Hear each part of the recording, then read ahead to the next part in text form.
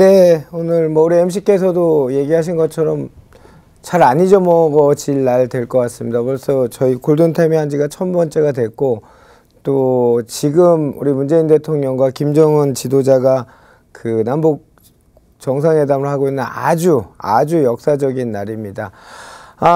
저는 뭐 우리 투자 경제 프로다 보니까 눈에 더 띄는 거는 일단 지금 적경지 토지 가격이 많이 오르고 있다는 프레임에 대해서 한 말씀 드리겠습니다.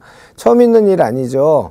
2007년 그 화해무드가 조성될 무렵에 또 적경지대 토지 가격 갖고 기획부동산하고 무분별한 사재기 열풍이 일부 불었던 거 사실입니다. 나쁜 일 아닙니다. 토지 투자 장기 투자 생각하시면 통일되지요. 통일되면 수혜주가 될 수 있겠죠. 그런데 목적이 분명해야 됩니다. 내가 중장기 투자로 정말 통일 대한민국을 기대하고 또는 화해되는 그 분위기에서 어떤 토지 투자라는 정확한 목표가 있지 않고서 뭐가 잘 될 것이다. 특히 저희 방송에서 계속 지금 상담하고 있는 기획부동산 아주 난립합니다. 그 전에 2007년에는 정말 피해 사례 많았었거든요. 우리 시청자 여러분, 이준의 알토란 왜 이름으로 이 알토란으로 바꾼지 아세요? 땅보다는 알토란, 알짜배기 땅을 우리 시청자 여러분들께 소개시켜드리고 평가하는 그런 프로로 만들기 위해서 이름도 바꿨으니까 저희 프로 지속적으로 시청하시면서 적경지대 토지 투자 조금 중장기적으로 모르시면 저한테 물어보시고 사세요. 그러셨으면 좋겠습니다. 네. 아마 지금 정말 가격이 급등한 이 접경 지역의 토지는 주식시장에 좀 비유를 하자면 급등주, 뭐 테마주 정도가 되지 않을까 싶습니다. 하지만 호재가 나올 때는 언제나 앞으로의 발전 가능성까지 꼼꼼하게 따져보고 중장기적으로 토지시장 접근하셔야 한다는 점 조언 드렸습니다. 투자하시기 전에 전문가의 도움 필요하시다면 언제든지 저희 상담 전화 활짝 열려 있으니까 이용하시고요. 자, 계속해서 몇 주째 여러분께 전해드리고 있는 내용이 있습니다. 그만큼 토지 투자에 있어서 중요한 내용이기 때문에 여러 번 반복해서 전해드리고 있는데요. 서울 시민들이 찾고 있는 정말 삶의 질을 높일 수 있는 이 도시공원이 그중에서도 청계산과 우면산 공원이 약 70%가 사라질 위기에 처했다라는 이야기 좀 드리고 있습니다. 자, 어떤 이유에서 이런 이야기가 계속 나오는 건지 이 도시공원과 관련된 일몰제 이야기 오늘도 좀 자세히 대표님께 들어볼게요. 예, 요즘 뭐 장기 밀집형 도시계획시설 그중에 도시공원에 관해 몇 차례에 걸쳐서 이어서 지금 시리즈 보내드리고 있는데 오늘 뭐 요 문제 갖고는 오늘 마무리를 하려고 합니다. 일단 도시계획시설이 해제 시 어떤 문제점이 있을까 한번 짚어보도록 하겠습니다. 일단 타이틀은 서울시가 1조 6천억 원을 투입해 도시공원 사들인다. 왜? 이거는 일단 장기 밀집형 도시계획시설이 2020년 7월 2일부터 일몰이 된다고 제가 말씀드렸죠. 총 한 13조인데 서울시에서 한 13조가 필요한데 이 중에 1조 6천억 원은 우선 보상 대상지입니다. 일단 이거는 시급히 무조건 보상을 해야 됩니다. 이거는 돈이 생기면 한 데가 아니고, 왜냐면 뭐 그 사람들이 많이 이용하고 있든지 뭐 불법이 있는지 합법인지 지금 뭐 그 훼손지가 많이 있든지 이런 지역이 일단 우선적으로 매입을 해야 되는 돈이 한 1조 6천억 원이고요. 자, 장기 미집행 도시공원의 발생 원인, 뭐 전 시간 계속 얘기했었죠. 우리 70년대 80년대에 굉장히 많은 집중 도시화가 이루어지다 보니까 끝없이 도시계획시설, 학교나 도로나 공원이나 또는 그 상하수도 처리시설 또는 장례시설, 개인이 하기에는 지금이야 큰 이권 사업이지만 그때는 돈이 없었어요. 대규모 도시 기반시설을 관에서 주도해서 계획을 잡았던 게 바로 도시계획시설이라고 말씀드렸죠. 이 발생 원인은 첫 번째, 지자체 재원 부족입니다. 보상을 못 해주니까 이 장기 밀집형 도시계획시설이 발생할 수밖에 없었고요. 이 재원 부족, 지금 서울의 2017년 기준 서울시 같은 재정 자립도가 한 57% 정도 됩니다.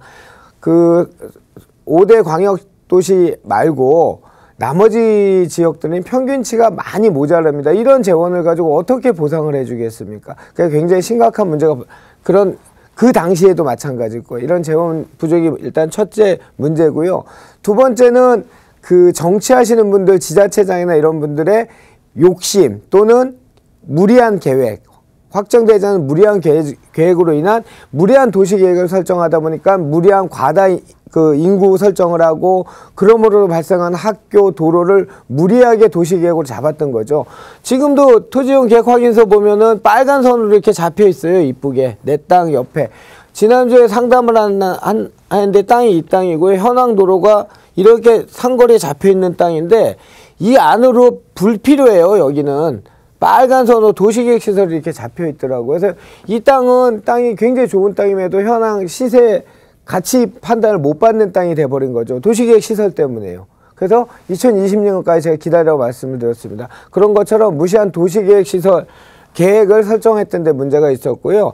세 번째, 결과의 조급성이라는 건 무슨 말이냐면 정치하시는 분들이 타임갭을 두려워하지 말아야 된다라는 말 들어보셨죠. 그런데 내가 지금 임기 내에 내가 다음 차기를 위해서 할 수 있는 거는 도시공원을 조성한다, 도시공원을 매입한다, 이거 갖고는 표 못 얻습니다.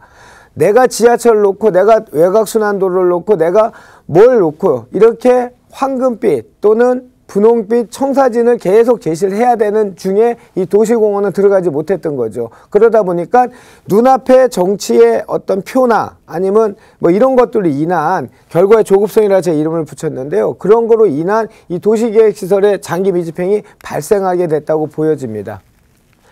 자, 그러면 도시계획시설, 장기 미집행 도시계획시설이 일몰이 되고 해제됐을 때 어떤 문제가 생길까요? 뭐 여러 차례 얘기했지만 누구나 짐작할 수 있는 문제겠죠.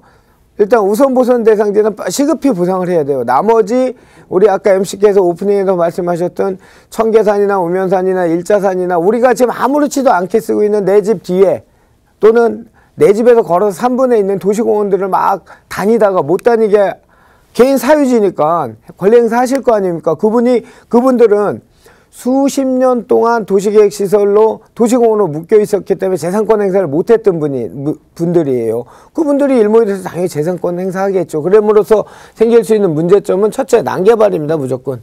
난개발과 환경 문제입니다. 뭐 누구나 짐작하시겠죠.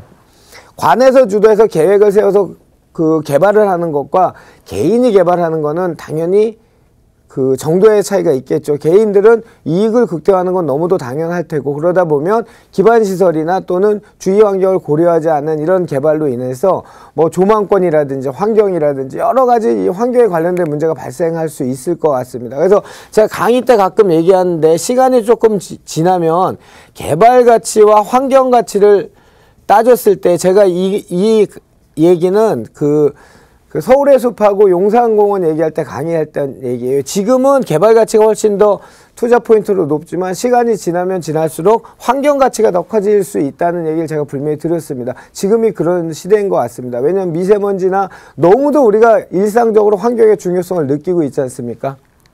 두 번째 문제는 급격한 토지 가격의 왜곡이 발생할 수 있습니다. 이게 무슨 말이냐면 이제까지는 그 동네에 뭐 간헐적으로 거래가 됐었는데 이게 풀려요. 일몰이 돼서 자유롭게 계약을 할 수 있다. 객체가 될 수 있다면 많은 거래가 이루어지겠죠. 그럼으로써 가격이 많이 급상승할 수 있고요. 전체 토지 시장의 가격을 일종의 왜곡을 할 수 있다 보여집니다. 세 번째, 마지막 문제, 이게 가장 중요한 문제, 삶의 질의 문제입니다. 삶의 질의 문제는 아까도 말씀드린 것처럼 환경가치와 뭐 이런 걸 따졌을 때 우리 시청자 여러분들은 당연히 지금 개발 압력이 높고 지하철이 들어가고 역세권이고 하는 것들을 더 소중히 여기시겠지만 시간이 조금 더 지나면 우리 부동산 학개론에 나오는 아주 단적인 부동산의 특징이 부증성입니다. 늘어나지 않습니다. 우리 국토는 작습니다. 작은 걸 늘어나지 않고 물론 새만금 개발이나 간척사업처럼 이렇게 농토를 매립해서 늘어날 수 있겠죠. 도심의 땅은 늘어날 수가 없습니다. 그렇다면 점점 소득이 이제 3만 불 시대가 왔고 우리가 오늘같이 이런 그 남북 화해 무대가 있고 좋은 일이 계속 벌어지고 만약에 통일이 되고 더 좋아지면 이 환경이나 이런 문제들은 점점 더 우리에게 큰 의미로 다가올 것 같습니다. 그래서 저는 삶의 질의 문제가 부동산 장기 밀집형 도시계획 시설의 일몰제에 따른 가장 큰 문제점이라 보여집니다. 이럼으로써 그 세대 간의 그 갈등 또는 지역이나 세대 간의 갈등이나 아니면 개인 간의 갈등이 굉장히 크게 발생하겠죠. 예를 들면 아까도 말씀드린 거 등산로 막거나 또는 어떤 개인의 행위를 한다면 나머지 분들은 이 사람이 나쁜 사람이라고 다 우리가 추정을 할 거 아니겠습니까? 그분들은 나쁜 분들 아닙니다. 개발제한구역이나 도시공원으로 개인 사적 제약을 너무 많은 오랜 시간 받았기 때문에 헌법재판소에서 헌법 불합치 판정을 내서 20년, 그 전에 10년이기 20년인지 아무도 모르고 앞으로 2020년 7월 1일 일몰일에서 이제 개인 재산권을 행사할 수 있는 것 뿐입니다. 그렇다면 적절한 조화가 필요할 것 같고, 그로 인한 사회적 갈등이나 이런 것들이 최소화할 수 있는 어떤 그 피해 구제책이라 할까요? 이런 것들이 좀 마련됐으면 좋겠는데 너무 짧습니다. 남은 시간이 너무 보낸 시간이 길기 때문에 이런 것들이 답답하고 안타깝습니다. 그래서 장기 미집행 도시계획시설을 지금 시리즈로 계속했던 이유는 이런 많은 문제점이 발생할 수 있는 거를 너무 우리가 손 놓고 기억하지 않았던 것 같아 안타까워서 몇 차례 걸쳐서 이렇게 다뤄봤습니다.